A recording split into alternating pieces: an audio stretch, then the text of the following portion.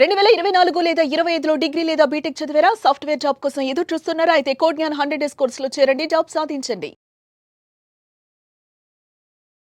నమస్కారం మేడం. నమస్తే. Madam, delivery అవుతుంది అంటే చాలు బేబీ గురించి, అలాగే మదర్ గురించి, డెలివరీకి వెళ్ళేటప్పుడు హాస్పిటల్లో మనం ఏమేమి తీసుకోవాలి అనేది కూడా చాలా పెద్ద క్వశ్చన్ అని చెప్పొచ్చు. వాళ్ళ బ్యాగ్లో ఏమేమి క్యారీ చేయాలి డెలివరీకి వెళ్ళే టైంలో? కామన్గా అడిగే క్వశ్చన్ ఇది. మీరు కనుక చూసినట్టయితే మోస్ట్ ఇంపార్టెంట్ థింగ్స్ ఫస్ట్, మనం ట్రావెలింగ్ వెళ్ళేటప్పుడు ఏం పెట్టుకుంటాం? మనం పెట్టుకోవాల్సింది, మనం ఎక్కడికన్నా వెళ్తే మన ఐడెంటిఫికేషన్ కార్డు, అది పాస్పోర్ట్ కావచ్చు, ఆధార్ కార్డ్ కావచ్చు, లేకపోతే ఏదన్నా ఐడెంటిఫికేషన్ కార్డ్, డ్రైవింగ్ లైసెన్స్ అంటది. రెండోది హాస్పిటల్ ఫైల్. హాస్పిటల్ ఫైల్లో అన్ని రకాల రికార్డ్స్ ఉంటాయి. ఆ రికార్డ్స్తో పాటు డెలివరీ ప్లాన్ కనుక మీ డాక్టర్ రాసుంటే ఆ డెలివరీ ప్లాన్ తీసుకెళ్ళటం మర్చిపోవద్దు. ఫర్ ఎగ్జాంపుల్, కొంతమందికి ఫలానా డాక్టర్ హాస్పిటల్, ఈ పేషెంట్ వచ్చినప్పుడు ఫలానా డాక్టర్ ఉండాలి, ఫలానా టీం ఉండాలి, ఫలానా బ్లడ్ రెడీగా ఉండాలి, ఫలానా ఐటమ్ పక్కన రెడీగా ఉండాలి, వాట్ ఎవర్ రీజన్, ఆస్థమాటిక్ కావచ్చు, ఆమె కార్డియాక్ పేషెంట్ కావచ్చు, ఇంకోటి కావచ్చు. ఆ రిస్క్ బట్టి ఫలానా డెలివరీ ప్లాన్ రెడీ చేసి పెడతాం. ఒక్కొక్కరికి ఏ నెగిటివ్ అయ్యి ఉండొచ్చు, బేబీ బ్లడ్ తీయాలి, బ్లడ్ గ్రూప్ టెస్ట్ చేయాలి, అవసరమైతే యాంటీడీ ఇవ్వాలి, ఇలా ఒక బర్త్ ప్లాన్ రాసుంటాం. సో ఆ బర్త్ ప్లాన్ కనుక ఉంటే అది దగ్గర పెట్టుకోవటం మర్చిపోవద్దు. థర్డ్ థింగ్, మీకు కనుక ఇన్సూరెన్స్ ఉంటే ఇన్సూరెన్స్ కార్డులు పెట్టుకోవటం మర్చిపోవద్దు. Because it is very important. మీరు లేబర్లో వెళ్ళొచ్చు, కానీ అడ్మిషన్ అనేది ఆ ఇన్సూరెన్స్ కార్డు బట్టి జరుగుతుంది, కాబట్టి ఇన్సూరెన్స్ కార్డు మర్చిపోవద్దు. నాలుగోది, మీరు ఏదైనా మెడిసిన్స్ తీసుకెళ్తుంటే వాడుతుంటే ఆ మెడిసిన్స్ పెట్టుకోవటం మర్చిపోదు. సపోజ్ ఫర్ ఎగ్జాంపుల్, మీకు హైపర్ టెన్షన్, బీపీ డయాగ్నోజ్ అయింది, మీకు బీపీ ట్యాబ్లెట్లు రాశారు, ఆ బీపీ ట్యాబ్లెట్లు పెట్టుకోండి. మీకు థైరాయిడ్ ఉంది, థైరాయిడ్ ట్యాబ్లెట్లు వాడుతుంటారు, ఆ థైరాయిడ్ ట్యాబ్లెట్లు పెట్టుకోండి. ఇంకేదన్నా వేరే సమస్య ఉంది, మీకు ఎపిలెప్సీ ఫిట్స్ ప్రాబ్లం ఉంది, ఫిట్స్ మందులు వాడుతున్నారు, ఆ మందులు తీసుకెళ్ళటం మర్చిపోద్దు. సో ఈ కిట్ అనేది ఎక్స్ట్రా స్పేర్ మందులు తీసుకొని ఒక బుట్టలో రెడీ చేసి పెట్టేసుకోండి. సెకండ్ థింగ్, లూజ్ కాటన్ బట్టలు పెట్టుకోండి. వాట్ ఎవర్ యువర్ కంఫర్టబుల్, మీ pyjamas, palazzos, tops, kurtas, your comfortable cotton underwear and your sanitary napkins, అవి రెడీ చేసి పెట్టుకోండి.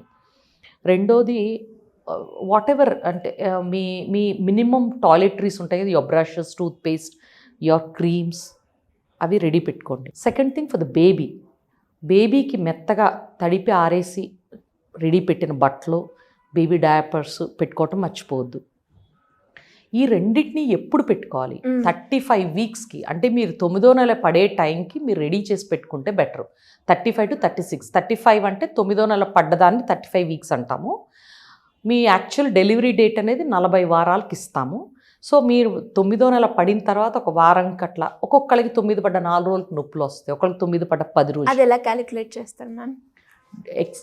ఎక్స్పెక్టెడ్ డేట్ ఆఫ్ డెలివరీ అనేది మీ లాస్ట్ మెన్స్ట్రల్ పీరియడ్ నుంచి 9 నెలలు ప్లస్ 7 రోజులు యాడ్ చేస్తే, అంటే 9 నెలలు 7 రోజులు యాడ్ చేస్తే మీ డెలివరీ డేట్ వస్తుంది. అయితే మీ డాక్టర్ మీ ఫస్ట్ స్కానింగ్ 3 నెలలకు చేసే స్కాన్, ఎన్టీ స్కాన్ అంటాము, ఆ స్కాన్ చేసినప్పుడు మీ డెలివరీ డేట్ని ఫిక్స్ చేస్తాము. అంటే మీరు చెప్పిన డేట్కి అనుకూలంగా ఉందా మీ డెలివరీ డేట్, లేకపోతే కొద్దిగా ముందు అయ్యేది ఉందా, కొంచెం లేట్ అయ్యేది ఉందా. సో అది గుర్తుపెట్టుకోండి మీరు. సో మీ ఒక్క డేటే కాదు, స్కానింగ్ ప్రకారం మీ డాక్టర్ ఏం రాశారు, సో మీ డెలివరీ డేట్ ఏదని ఫిక్స్ చేశారో ఆ డేట్కి అట్లీస్ట్ 4 వారాల ముందర మీరు రెడీ చేసి పెట్టుకోండి. సో మేడం, బ్యాగ్ని అయితే మనం రెడీ చేసుకున్నాం కాబట్టి, అండ్ ముందుగానే 9th మంత్ వచ్చింది అంటే చాలు డెలివరీ ఎప్పుడైనా అయ్యే ఛాన్సెస్ ఉన్నాయని చెప్తూ ఉంటారు, కాబట్టి మనకి సివియర్గా ఈ సైన్ వచ్చినప్పుడు మాత్రం మస్ట్ అండ్ షుడ్గా మనం హాస్పిటల్కి వెళ్ళాలి అన్నప్పుడు ఆ కండిషన్ ఏంటి మ్యామ్? చూడండి, డెలివరీ పెయిన్స్ ఎప్పుడన్నా మొదలవ్వచ్చు. జనరల్గా 9 నెలలు పడిన తర్వాత ఒక్కొక్కరికి ఒక్కో టైంలో వస్తాయి. ఆ 9వ నెల పడిన దగ్గర నుంచి 10వ నెల పడిన తర్వాత ఒక వారం దాకా ఈ పీరియడ్లో ఎప్పుడైనా రావచ్చు నొప్పులు. సో మీకు విపరీతమైన వెన్ను నొప్పి ఉన్నా, బ్యాక్ పెయిన్ ఉన్నా, లేకపోతే కడుపు నొప్పి, టైట్ అవ్వటం, వదులవటం, కడుపు కండరాలు, అంటే లేబర్ పెయిన్ స్టార్ట్ అయినట్టు ఒక సంకేతం అది. లేదు లీక్, నీరు పోతున్నా, లేకపోతే రెడ్ డిశ్చార్జ్ అయినా, లేకపోతే మీ పొట్ట టైట్ అయింది, వదులవ్వట్లేదు, అంటే ఇంతకుముందు ఎప్పుడు మీరు ఇలాంటి ఫీలింగ్ మీకు అనిపించలేదు, మొదటిసారి ఎక్స్పీరియన్స్ అవ్వలేదు, ఇదే ఎప్పుడే అనిపిస్తుంది, బాగా టైట్గా బిగుసుకున్నట్టు అనిపిస్తుంది, లేదా మూమెంట్స్ తగ్గినాయి, లేదంటే ఎపిగ్యాస్ట్రిక్ పెయిన్ అంటే ఎద నొప్పి, తలనొప్పి, ఇలాంటి కారణాలు మీకు ఏది అనిపించినా కూడా మీరు హాస్పిటల్కి వెళ్ళటం మాత్రం లేట్ చేయొద్దు. ఎందుకంటే నేను ముందు చెప్పినట్టు బ్యాక్ పెయిన్, కడుపులో నొప్పి, లీకింగ్ ఇవి నార్మల్ లేబర్ సంకేతాలు.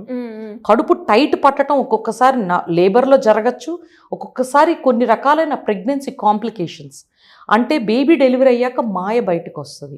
ఒక్కొక్కసారి అబ్రప్షియో ప్లసంటా అనే కండిషన్లో మాయ అనేది ముందు ఊడుతుంది బేబీ డెలివరీ కంటే ముందే. ఇది ఒక్కొక్కసారి బిడ్డకి తల్లికి కూడా ప్రాణాపాయం అయ్యే అవకాశం ఉంటుంది. రేర్ కండిషన్ అది, బట్ అబ్నార్మల్గా అన్యూజువల్గా టైట్ అనిపిస్తుంది, మీకు పెయిన్ అనిపిస్తుంది, టైట్ అనిపిస్తుంది. ఇలాంటప్పుడు మీరు హాస్పిటల్ తొందరగా వెళ్ళండి. అదేవిధంగా బీపీ ఎక్కువ ఉన్న పేషెంట్స్కి తలనొప్పి రావటం కానీ, ఒక్కొక్కసారి ఎదగాలినట్టు పొత్తికడుపు కానీ, లేకపోతే ఎపిగ్యాస్ట్రిక్ పెయిన్, పై కడుపులో నొప్పి కానీ, లేకపోతే వామిటింగ్ సెన్సేషన్ కానీ, ఇలాంటి సిమ్టమ్స్ కనుక మీకు కనుక ఉంటే అది నార్మల్ కాదు. అలాంటి ఉన్నప్పుడు తొందరగా మీరు హాస్పిటల్కి వెళ్ళండి. ఓకే. అండ్ అలాగే మేడం మీరు చెప్పిన ఈ 4 కండిషన్లో కూడా అంటే ఇటు బేబీకైనా లేదు అంటే నార్మల్ డెలివరీ అవ్వకుండా సీజరిన్ అయ్యడానికి ఏది ఎక్కువగా స్కోప్ ఉంటుంది మేడం? మీరు చెప్పిన ఈ 4 కండిషన్లో కనుక మనం డిలే చేయడం వల్ల. అంటే చూడండి, హై బీపీ ఉన్న పేషెంట్కి పిండంకి కానీ తల్లికి కానీ రిస్క్ అయ్యే అవకాశం ఉంటుంది. బీపీ ఎక్కువ కనుక ఉంటే నేను చెప్పినట్టు మాయ ఒట్టం కానీ, బేబీ ఉమ్మనీరు మింగటం కానీ, లేకపోతే బీపీ ఎక్కువయ్యి తల్లిని కాపాడడానికి కోసం తొందరగా డెలివరీ చేయాల్సి రావటం. అక్కడ క్వశ్చన్ నార్మల్ డెలివరీ అవుతుందా కాదా అని కాదు, నార్మల్ డెలివరీ వరకు వెయిట్ చేయగలమా లేదా అనేది. ఒక్కొక్కసారి తల్లి ప్రాణం కాపాడటానికి, సపోజ్ ఒక్కొక్కరికి బీపీ ఎక్కువ ఫిట్స్ వస్తాయి, దాన్ని ఎక్లాంప్సీ అంటాం. అలాంటప్పుడు వీలైనంత తొందరగా బేబీని డెలివరీ చేసి తల్లిని సేవ్ చేయగలం. సో అక్కడ ఆ డెసిషన్ మేకింగ్ చేయాల్సి వస్తుంది. ఇంకొక కండిషన్లో సపోజ్ పేషెంట్కి ఉమ్మనీరు పోతుంది, వాటర్ అడిక్వేట్గా ఉన్నాయి, వెయిట్ చేసి డెలివరీకి చేయొచ్చు. లేదు నేను చెప్పినట్టు అబ్నార్మల్గా పొట్ట టైట్ అయింది, ఫర్ వాట్ ఎవర్ రీజన్ పిండానికి రిస్క్ ఉండే అవకాశం ఉంది లోపల అని అనిపించినప్పుడు సిజేరియన్ ప్లాన్ చేస్తాం. అలాగే ముందు సిజేరియన్ అయిన పేషెంట్స్కి ఇవే సిమ్టమ్స్ వేరే దృష్టితో చూస్తాము. ఎందుకంటే ముందు సిజేరియన్ అయితే ముందు కుట్లు ఏమన్నా విచ్చుకుపోయే అవకాశం ఉందా అనేది కూడా ఆలోచించాల్సి వస్తుంది. సో వీటన్నిటినీ క్రోడీకరించి patient signs, symptoms, patient findings ఏంటి అసలు యాక్చువల్గా అక్కడ ఫైండింగ్స్ ఎలాగున్నాయి, గర్భసంచి ద్వారం తెరుచుకుందా, తల పొజిషన్ ఎలా ఉంది, ఉమ్మనీరు ఎలా ఉంది, పిండం గుండె కొట్టుకోవటం ఎలా ఉంది, ఇతరత్ర పారామీటర్స్, తల్లి బ్లడ్ ఎలా ఉంది, తల్లి కండిషన్ ఎలా ఉంది, ఇవన్నిటినీ బట్టి డెలివరీ డెసిషన్ ఉంటుంది తప్ప ఒక్కదాన్ని బట్టి మనం అవుతుంది కాదు అని చెప్పడం కరెక్ట్ కాదు, అది చెప్పలేం కూడా. ఓకే. అండ్ ఫైనల్గా మేడం చాలా మందిలో అంటే బేబీ పుట్టగానే ఆ అరుపు అనేది మ్యాండేటరీ అని చెప్తూ ఉంటారు. అది కనుక రాలేదు అంటే లేదా ఏదో ఒక అబ్నార్మల్ ఉంది అని చెప్తూ ఉంటారు. అంటే ఇది నిజమేనా మ్యామ్? బేబీ అనేది పుట్టగానే వెంటనే ఏడవాలా? ఖచ్చితంగా బేబీ పుట్టిన తర్వాత ఏడవాలి. ఎందుకంటే ఏడుపు అనేది ఏంటంటే బేబీ యొక్క లంగ్స్ ఓపెన్ అవుతాయి, బేబీ సర్క్యులేషన్ ఎస్టాబ్లిష్ అవుతుంది. ఎందుకంటే బేబీ తల్లి కడుపులో ఉన్నప్పుడు తల్లి దగ్గర నుంచి బ్లడ్ సప్లై అందుతూ ఉంటుంది, బుడ్డ దగ్గర నుంచి. లోపల బ్రీదింగ్ మూమెంట్స్ ఉన్నా కూడా తల్లి సర్క్యులేషనే బేబీని నడుపుతూ ఉంటుంది. బేబీకి సపరేట్గా ఇండివిజువల్ సర్క్యులేషన్ అనేది ఉండదు. బేబీ బొడ్డుతాడు ఒకసారి కట్ అయిన తర్వాత బేబీ పాటికి బేబీ ఊపిరి తీసుకొని బేబీ జనరేట్ చేయాలి తన ఆక్సిజన్ని. సో ఖచ్చితంగా వెంటనే ఏడవటం అవసరం. ఒకవేళ ఏడవకపోతే ఇమ్మీడియట్గా డెలివరీ అప్పుడున్న పిల్లల డాక్టర్ చూసి స్టిమ్యులేట్ చేస్తారు ఏడ్చేటట్టు. Okay. Anyways thank you ma'am, thank you so much. Thank you. Suman టీవీలో మీ పర్సనల్ అండ్ బిజినెస్ ప్రమోషన్స్ కోసం కింది నెంబర్కి కాంటాక్ట్ చేయండి.